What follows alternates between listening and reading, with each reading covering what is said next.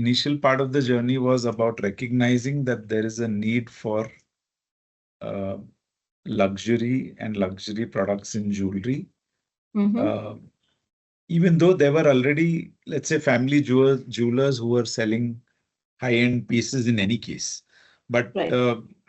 when we saw that opportunity, I guess we needed to create an opportunity which was appropriate for, Titan Company to do it, or from the House of Tanishq to be able to create its own story. So we've recognized there was a gap. Right. And we did it our way, which is to say, we went down the design differentiation route, um, and creating a beautiful experience at the store. As simple as that, saying a refined experience, very high quality, well crafted products with deep design stories, because that is something which came natural to us, in all our brands that we do. That is who we are.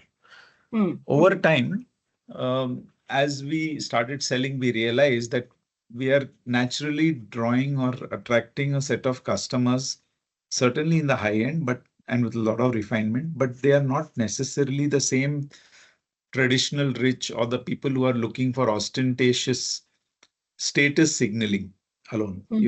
Of course, there is some status signaling involved in every luxury product, but if I were to say, there are people who are looking at uh, what expresses themselves versus what they're trying to signal to others. If you were to say where the skew lies, then clearly we were attracting a certain self-expressive personality, and therefore that customer existed.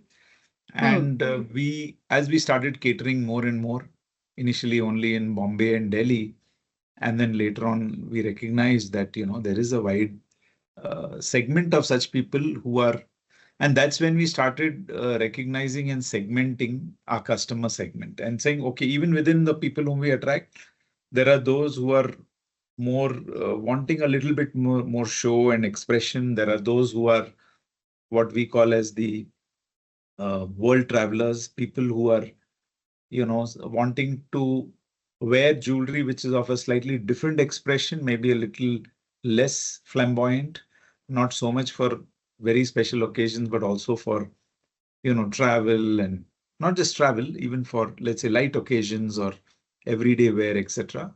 We also saw quite a few Tanishq upgraders who started coming to Zoya. I mean, people who had bought Tanishq earlier, but had now are looking for something more eclectic, something more differentiated, and therefore that set of customers who had perhaps become dormant for Tanishq also started coming back. So we recognize that pretty much in the refined elegance and self-expression, but catering to a different segment, there was clearly a space. That became even more sharp when we expanded beyond Bombay, Delhi, when we started coming to a Bangalore, when we started also doing some trunk shows and exhibitions across other cities.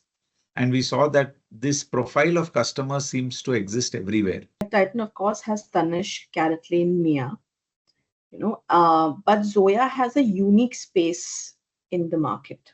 You know, could you tell us a little bit about that? Like, what is Yeah. the product strategy? Yeah. So Zoya is clearly, as I said, positioned above Tanishq.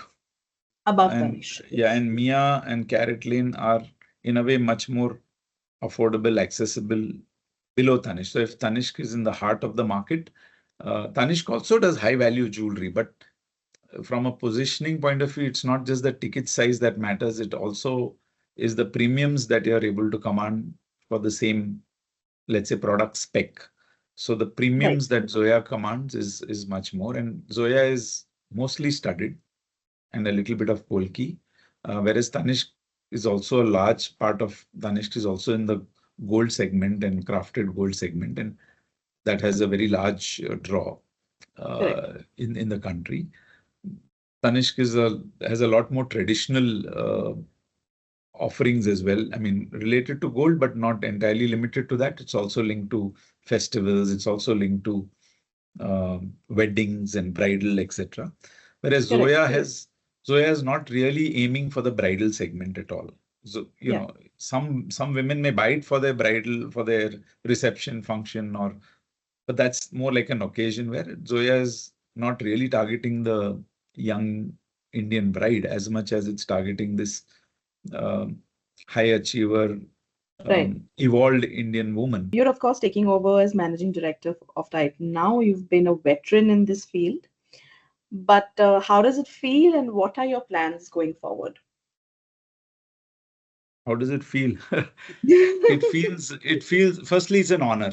I feel honored that the board and, other senior leaders in the Tata Group um, have felt I could play that role. I could serve in this position.